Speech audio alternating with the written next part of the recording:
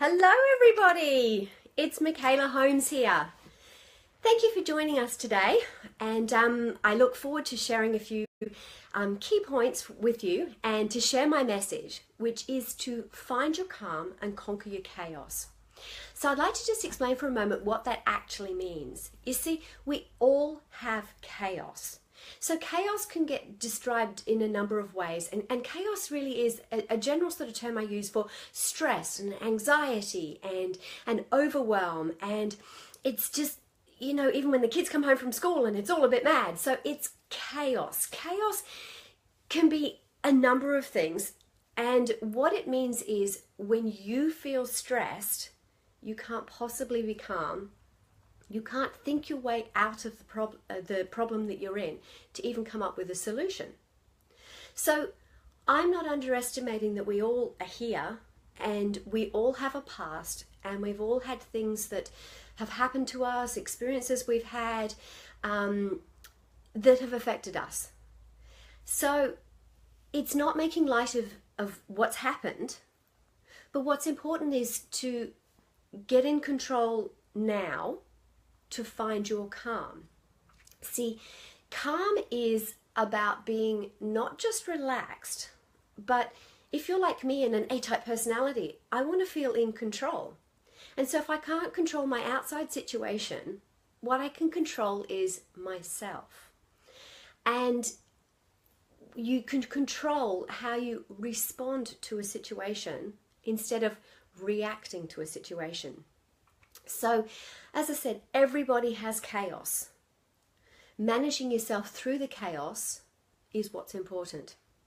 So today I will share a technique with you that you can use straight away. I want to explain it a bit first so that you can understand some of the theory behind it. So I have simplified very complex solutions into a quick technique that you can use every day to bring calm to yourself so that you feel in control. See, there are millions of people out there at the moment that are stressed to their eyeballs, overwhelmed. They're so anxious. So anxious means you're worried about the future. When you're depressed, you're worried about the past. So as I said before, we've all got a past. We've all done things, we've all got to where we are, understanding that this is a journey. So you can take life really seriously. And I'm not making light of it, but I like to think of life as a bit of a game. So it's a bit like snakes and ladders. You know, when you're playing the game and all of a sudden some people just seem miles ahead of you and they've caught all these ladders and they're way ahead of you and you're just plodding along and you go, what? They can also go down a snake pretty quickly and end up behind where you are. So it's not a race. All I'm saying is if you look at it more like a game, you have ups and you have downs. And so when you have an up, that's great. Climb up that ladder. Keep progressing. Awesome. But when you slide down a snake, you have a choice. Do you want to keep sliding down even further? Oh my God, look at me. Look what happened. Oh, woe is me. This is devastating. You know, it's all about me. And, you know, why did that person say that thing to me? And me. It's a game. So don't take it so seriously. You went down the snake, but don't worry. There'll be another ladder when you roll the dice a few more times. It's a journey, not a destination. So anxiety builds up in us. Stress builds up in us. And we have chronic overthinking. So what I like to think of is like a spiral effect. So if you have one negative thought, you start to spiral into another negative thought, and another one, and another one, and another one. And before you realize it, you've got yourself so caught up in the issue and what you're thinking about that it's almost like having blinkers on. An example of this would be, and I'm sure we've all done it, have you driven to work or driven somewhere, and when you actually get to the destination and you turn your car off because you've parked and you suddenly go, wow, how did I get here? You were on autopilot. So we can all go through this in our lives, and we can all go through this each day.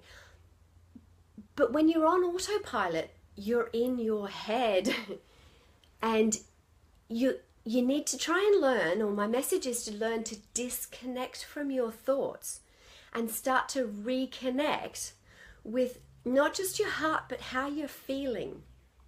A lot of people don't want to feel emotions because it can bring up some sadness, and that's understandable, and it can bring up, all those chronic overthinking thoughts. My point to this is there's always a balance. There's a balance between negative thoughts and positive thoughts. And there's a balance between, that's great that your brain is on automatic pilot to get you somewhere. But you have a choice. You have a choice whether you go, I want to be in this present moment. And I know there's words and mindfulness and all of this, and I'm just trying to make it really simple to just remind you that the present moment is what you have now. The past has happened. The future isn't here, but you can be in control right now and be in the moment. This isn't just about, if you're just positive and you have a happy thought, everything's going to be great. No. That's also not it. You've got to balance. Well, how do you feel? Why did you have that sadness so that you want the happiness? Why have you got happiness and there's still sadness? It's a balance. So chaos is a balance between calm as well.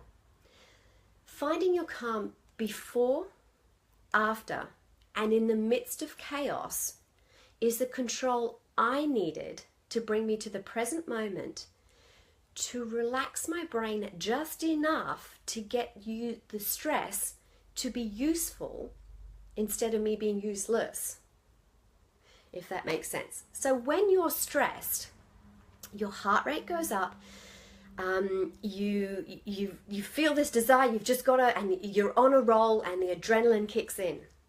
And stress is good for you for that reason, that it gets you inspired and motivated and gets you going. The trouble is nowadays, as I'm sure you know, with the fight, flight, or freeze responses, that we're constantly wired though. So our brain is working as it should do if you were a cave person. But it doesn't work for us nowadays. We're constantly connected to our work. We're constantly connected on devices. We're constantly connected on social media. We worry about what people think about us. I mean, it's just a constant barrage of all these, replying to messages and getting all these places and getting things done. And the stress builds up on us. And it's like layering stress, one thing on top of each other, on top of each other. So I had to find a way where I was building my resilience to deal with the stress before the stress got too much. Now, we've all been stressed to our eyeballs, and when you've been in that situation, you cannot think your way out of the situation. You've got to find a space where you can be calm and in control to see your way out of the situation, to wake up, be in the present moment, and be aware so that solutions can find you and you can find solutions. So I hope that makes sense, because when you're stressed, as I said, it's not just the increased heart rate that happens. You end up holding your breath, or you start breathing really shallow. Too much stress leads to insomnia and chronic overthinking, and it just escalates. So instead of having a downward spiral, why not have an upward spiral? There's so much research out there on why one positive thought rewires your brain to expect more positive thoughts, more happiness, etc. So my technique is broken into 3 parts.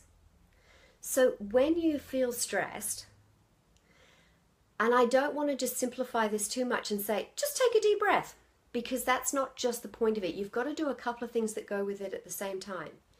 See, your breathing is your self-regulating control. It's something you normally do subconsciously. But when you can bring it to your consciousness, it brings the awareness that I'm here, This is where I'm at, and I have control. So when you exhale, you can exhale 70% of any toxins in your body.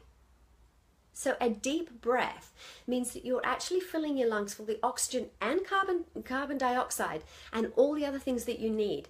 And the idea is not just to take a shallow breath to sort of here and keep hyperventilating. The idea is to take a long, slow, relaxed breath all the way down to your diaphragm. And exhale. That's one part of it. So your brain now has gone, oh, I'm awake, I'm doing something, I'm aware. The first part of this, though, is to stop thinking for a second. And you do that by taking the deep breath, if that makes sense. So the idea is to stop your thoughts, stop the chronic overthinking. But I was like, well, how can I do that? Because even if I stop for a second and, I'm still racing and my thoughts are going and I'm still not in control.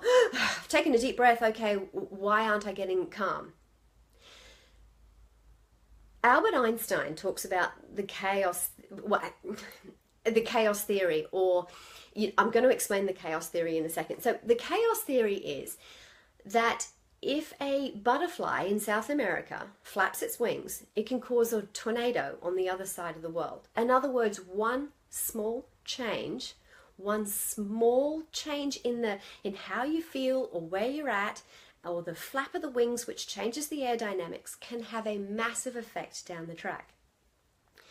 So there is a pattern to chaos. That was what Albert Einstein said. There's a pattern to chaos, and there is an order to chaos. And when you can find that order, you can stop fighting against it. And this is where the control comes in. So when you stop thinking for 1 second while you're taking your deep breath, all of a sudden your brain actually changes and goes, wow, I am stopping this chronic path I'm taking of negative thoughts to just create a space for a second. So inhale calm. Exhale chaos. The third part of this, though, is one of the key things, and that is to smile as you breathe out. Yeah, that sounds simple, but there's more to it than that. As I said, you need the balance between negative thoughts and positive thoughts. You need the balance between sadness and happiness. But what it does is when you've stopped for that 1 second and you've stopped your brain thinking and you've focused on yourself, not just yourself, but out of your head, to disconnect from your head and connect with you, you start to feel awake, you start to feel alive, and you start to feel a glimmer of hope, a glimmer of positivity. And trust me, that is enough to calm you in the present situation. So an example of this would be, imagine when you're at work and you're sitting at your desk and the boss comes over to you and says, hi, can we have a meeting? Your first thought is probably, what did I do wrong? Oh my goodness. Suddenly you hold your breath and you start to feel stressed. Instead, just take a deep breath so that when you look down at your desk and go, okay, what do I need for this meeting? I'll need a notepad, a pen, grab my coffee, off I go. You've actually stopped the chaos for a second. So when you enter the meeting, you've changed your energy from being scattered, oh no, woe is me, what's the problem, to it is what it is, and I'm in the present moment, and I'm aware. So the technique is stop, breathe, smile. But you do that all at the same time, and you only really do it for a second. So if you can do this for 3 times a day, you will start to see the benefit. As I said, you can't just take one deep breath now and all of a sudden, oh gosh, why didn't it work? It's like anything. If you want to go for and train to do a marathon, you have to start somewhere. So you have to start by even going, I'm going to go for a walk. I'm going to take it up to a jog. And once I'm now jogging, I'm then going to do so many kilometers, 10 kilometers, 20 or whatever to get up to your, 42 kilometers. It's a journey. So my technique is a calm cue technique that you can use straight away. And like I said, it's like doing a marathon run. It's the start. It's your calming first aid tip that you can use, especially in the midst of chaos. Ideally, if you could take a few moments to actually sit there and really be calm and take a few conscious deep breaths, you will get a long-term benefit.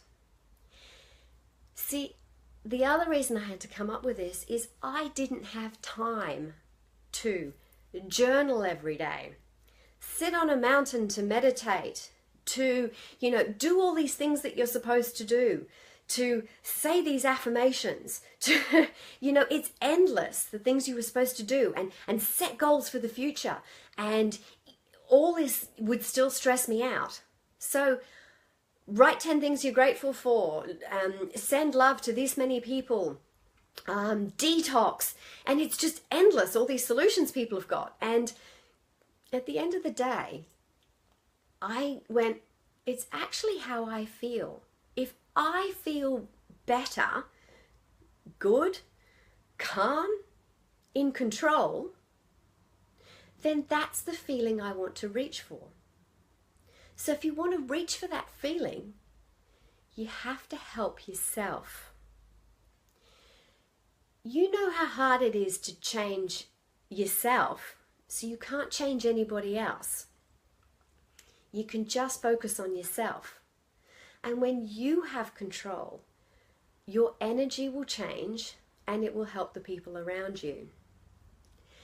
So who am I to talk about breathing and whether it's good for you or not?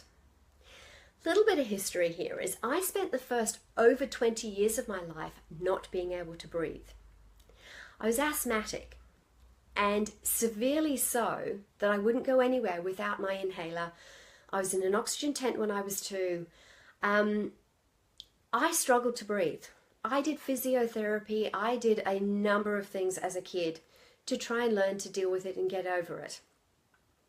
Unfortunately, nothing worked until I got into my mid-20s, and I learned a technique, and it reversed everything the doctors had said on their head. But I found a way that I could be in control of my breathing, and I have stopped using my inhaler for the last 20 years. I don't need it at all. I can breathe, and I have not had asthma for the last 20 years. So I get what it's like to not be able to breathe. And I tried a number of things because I wasn't going to give up and just go, I have to keep using my inhaler all the time. So try different things. And this is what this is about today, is try, at least for the next 5 days, to stop, breathe, and smile at least 3 times a day, so that you can see the long-term benefit of being in control and finding your calm. So try new things. As I said, I've tried Bowen to kinesiology to all sorts, and you've got to figure out what works for you. This is a start to getting calm. This is your first aid calm cue that you can bring calm and order to any situation. I have a stack of free gifts on my website, little goodies for you as well, if you're interested. One is a book on how to find your calm and conquer your chaos. I've got a little book of calm, and it does explain this technique a little bit more. And I really hope you can jump across, which I'll put it in the comments there, because my mission is for everyone just to feel that little bit of calm. Because you can't stop the chaos. It'd be nice if I could say you could, but you can't. You can't stop the reaction that you're going to get when you read a text or get a phone call from someone. You can't stop what other people are doing and saying and what their opinions are. What you can do though is just, as I said, find that little bit of calm so that you can see your way to a solution. That's what it's about. Not stopping the chaos, because you can't, but it's being in control of yourself and finding that calm.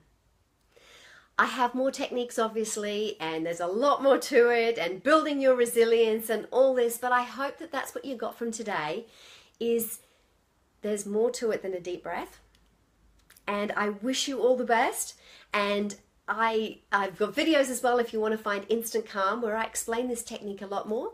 Thank you so much, everybody. I look forward to your comments and any questions that you've got. And let's all just take a deep breath, and thank you so much for this. Have a super awesome day. Take care, everyone.